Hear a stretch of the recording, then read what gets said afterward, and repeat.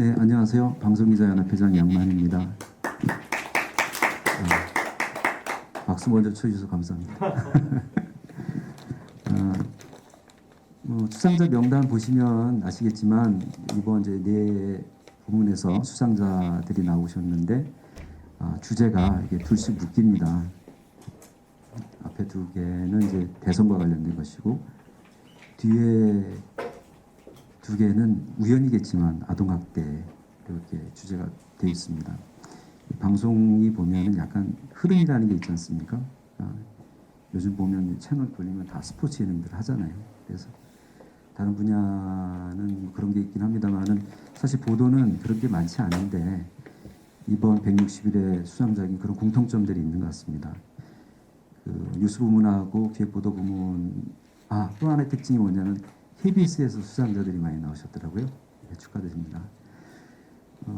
앞에 그 대선 보도 부분은 뉴스 부문에서는 공직 후보자 가족 행태 중심으로 해서 자격을 갖춘 것인지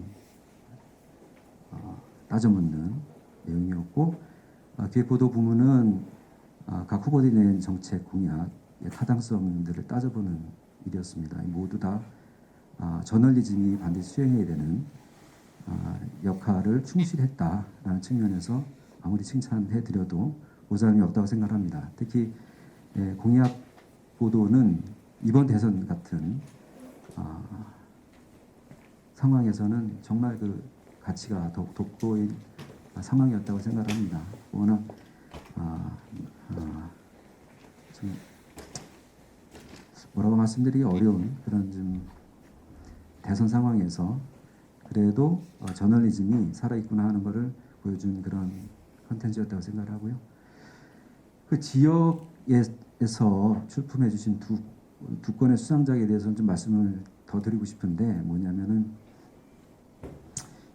아동학대는 아무래도 재작년에 정인이 사건을 떠올리게 됩니다. 그런데 JTBC 부산에서 출품하신 보도 같은 경우는 결국 아동학대 사건의 경우에는 피해자가 가해자하고 워낙 천륜 혹은 입양의 경우에도 가깝게 묶여 있어가지고 문제 해결 과정에서 다시 가정으로 돌려보내야 되고 그 가정에서 일어난 일은 바깥에서 제대로 평가할 수 없어서 문제 해결이 지지부진해지거나 혹은 결과적으로 참혹한 결과로 이어지는 그런 상황이 2년이 지난 지금도 여전하구나 하는 것을 보고서 좀 깜짝 놀랐습니다. 그래서 그런 부분에서 경각심을 불러일으켜 주셨고 특히 수사가 제대로 진행이 돼서 관련 당사자들이 부합하는 처벌을 받을 수 있게 되는 계기를 만들어줬다는 점에서 저는 소중한 콘텐츠였다고 생각을 합니다.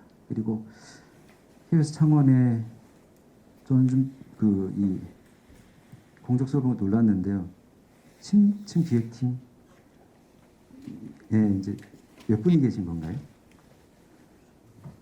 지난해는 4명이 있었고 지금은 2명 있습니다. 네. 사실 그 심층 기획팀 운영하는 게 쉽지 않지 않습니까?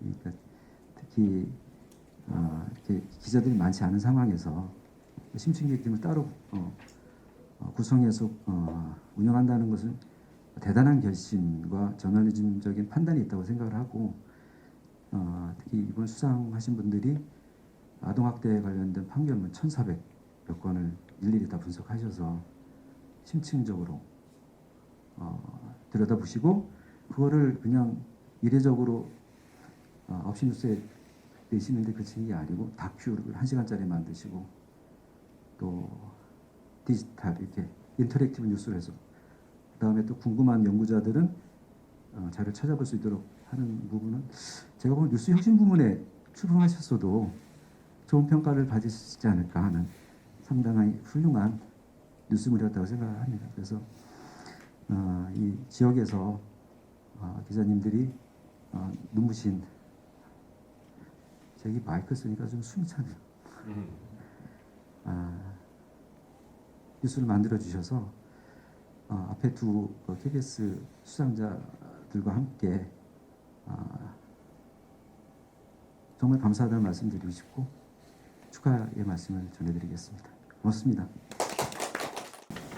네, 안녕하세요. 한국방송학회장 맡고 있는 도주로입니다. 네, 160일에 이달의 방송 기자상에는 모두 27편이 출품되었습니다. 먼저 8편이 출품된 뉴스 부분은 대선 국면을 반영한 후보 검증 보도가 많았고 상대적으로 돋보였습니다.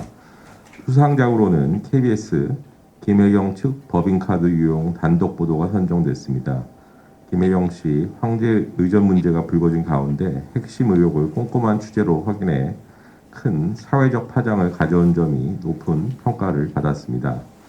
주가 조작으로 의심되는 여러 사안에 대한 근거를 제대로 제시한 KBS 2010년 5월 이후 김건희 도이치모터스 주식 수십 차례 거래 단독 보도도 호평을 받았습니다.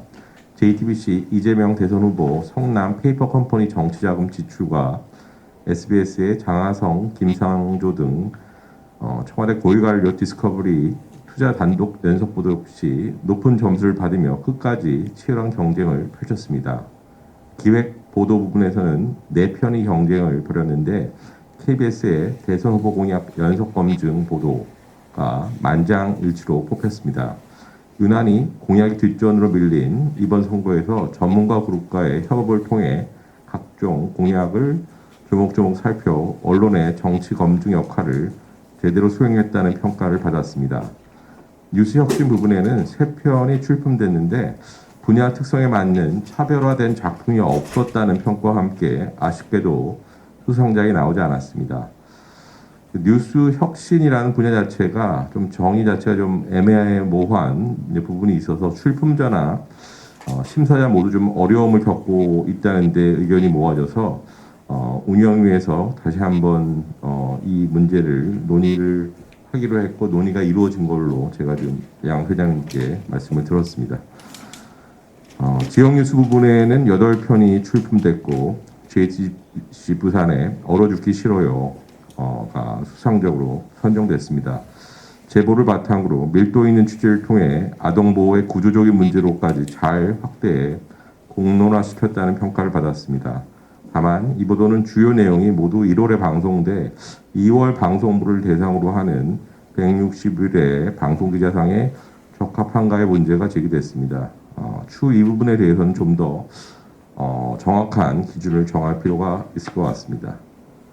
현장 밀착 취재로 관련 수사를 이끌어내고 지역 토착 비리로까지 문제를 확대한 KNN 마약의 뒷돈 상납 의혹 유흥주점 영업 실태 단독 연속 보도와 사회적 약자의 고통을 잘 보도해 큰 반향을 이끌어낸 추천 MBC의 기간제 교사의 눈물도 많은 칭찬을 받았습니다. 지역 기획 부분에서는 4개 작품이 경쟁을 펼쳤습니다. 방대한 자료 분석과 전문가 섭외, 해외 취재에 이르기까지 심층적인 아동학대 보도로 제작 완성도가 높았다는 호평을 받은 KBS 창원 암수범죄 아동학대를 해부하다가 높은 점수와 함께 수상작으로 선정됐습니다. 수상 여부를 떠나서 좋은 작품을 보내주신 모든 분께 감사드립니다. 다음 달에는 더 좋은 프로그램으로 만나 뵙기를 바라겠습니다. 감사합니다. 도지사 의전에만 쓰게 돼 있는 비서실의 법인카드를 김 씨 측이 사적으로 유용했다는 의혹이 제기됐는데 여기에도 공무원들이 동원된 정황이 나옵니다. 이화진 기자입니다. 이런 식으로 김혜경 씨의 찬거리를 공금으로 산 뒤 집까지 배달해 왔다는 게 제보자 A 씨의 주장입니다. 사실인지 확인해봤습니다. 마치 이 후보의 공식 행사에 쓰인 것처럼 시간과 금액을 맞춰 카드 바꿔치기를 한 것 아니냐는 의혹이 있는 대목입니다. 이 같은 규정을 피하기 위해 카드 바꿔치기 결제가 이뤄진 건지 KBS는 배 씨에게 수차례 연락을 했지만 답을 듣지 못했습니다. 이 후보 측은 김혜경 씨와 배 씨의 입장문으로 답변을 대신하겠다고 밝혔습니다. KBS 뉴스 이화진입니다. 일단은 준비를 못했는데 대선 검증 보도는 제대로 처음 해보았는데 보통 검증 보도랑은 조금 달랐던 점이 발제를 할 때 있어서 이게 과연 공정한가 또 전반적인 양과 질로 보았을 때 치우침이 없는가 또 이게 나중에 어떤 파장이 있을 것인가를 취재와 발제 과정에서 더 많은 고민을 했었고 그것은 또 저희 팀장께서 더 많은 고통을 느끼셨던 것 같아요. 그래서 사실 대선이 끝났지만 보도의 여파는 사실 취재했던 취재 기자들한테는 그대로 남아 있어서 아직도 검증 과정인 것 같고 이 상은 그 고민과 고통을 조금 이해해 주셨다는 측면에서 감사히 받겠습니다. 감사합니다.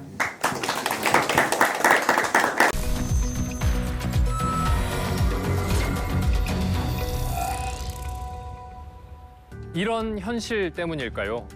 우리 사회에서 어떤 의제가 중요하다고 보느냐는 KBS의 질문에 20, 30대는 1번으로 집값 안정을 뽑았습니다. 탄소 배출을 지금 추세로 유지했을 때 벌어질 결코 멀지 않은 미래의 현실입니다. 연이은 미사일 도발에 대한 대응책 점검해 봐야 합니다. 3년 전 하노이 북미 회담 결렬 이후 비핵화 협상은 답보 상태입니다. 여전히 논란이 진행형인 중대재해처벌법을 어떻게 평가하는지 또 개정할 필요는 있다고 보는지를 후보들에게 질의했습니다. 집값 안정을 위한 방법으로 대부분 후보 공급 확대에 방향을 뒀습니다. 네, 안녕하세요. KBS 한승현 기자입니다. 사실 아까 영상에서도 보셨지만 저희 팀원들뿐만 아니라 정말 많은 KBS 안에 있는 많은 기자들이 같이 협업을 한 것이고 그것 외에도 또 리서처 분이라든지 그래픽이라든지 편집자라든지 많은 분께서 도와주셔서 이런 결과물이 나올 수 있었던 것 같습니다. 저희는 사실 공약 검증이라고 하는 게 공약이라는 개념 자체도 모호하고 또 검증이라는 것도 사실 모호한 건데 이거를 이 모호한 것들을 어떻게 할 수 있을까 굉장히 깊은 고민이 있었는데 여러 차례 회의와 또 고통을 짜내는 그런 시간들을 통해서 결과물이 나올 수 있었던 것 같습니다. 무엇보다 그래도 의미가 있었던 거는 유권자들의 뜻을 먼저 생각을 해서 후보들이 내는 그런 공약을 그대로 수용하기보다는 유권자들에게 우리 사회의 중요한 의제를 물어서 진행을 한 점이 가장 의미가 있었지 않나 이런 생각을 하고요. 그리고 이 얘기는 꼭 하고 싶었는데요. 기획부도 부문에 우리 시대의 소설이라고 저희 KBS 문화팀에서 장기적으로 했던 출품작이 있었습니다. 근데 수상을 하지 못했는데 그 작품 역시 굉장히 뛰어난 작품이었다고 생각하고 박수를 보내드리고 싶습니다. 예, 고맙습니다. 추적부도 혹은 부모에게 학대를 받아온 한 입양아가 스스로 경찰에 찾아간 사연을 전해드리겠습니다. 매일 입에 담지 못할 폭언에 시달리고 보일러도 틀지 않은 추운 방에서 찬물로 샤워를 해야 했던 아이입니다. 부모를 신고하며 얼어 죽기 싫다, 따뜻한 세상에 살고 싶다고 했습니다. 배승주 기자입니다.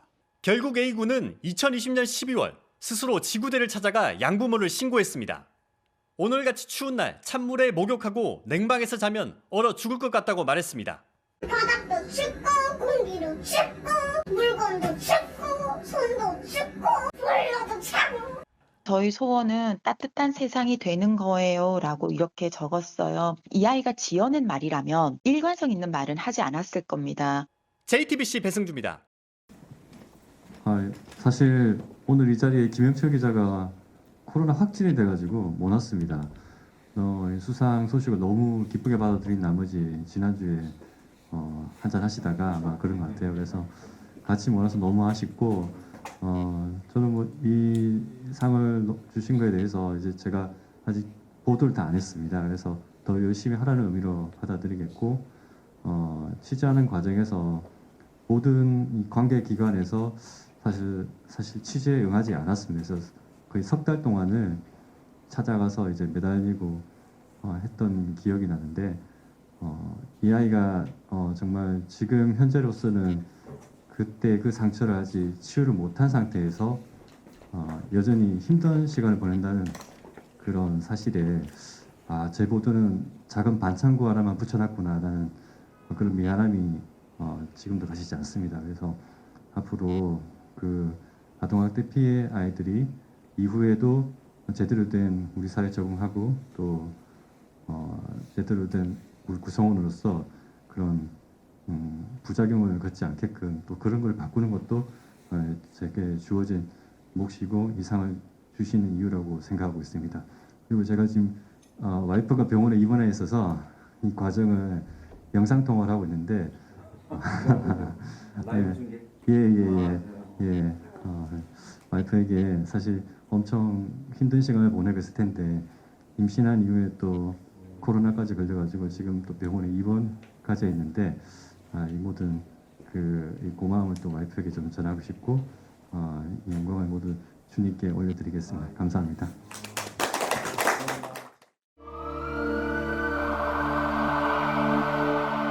21세기 대한민국에서 물고문 사건이 학대에 놓여진 사람이 익사를 했다.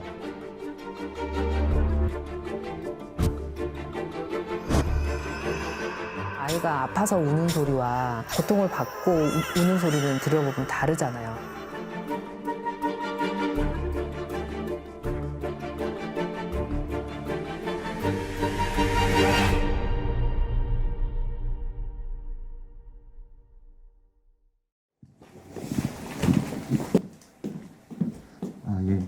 KBS 창원의 이정관 기자라고 합니다.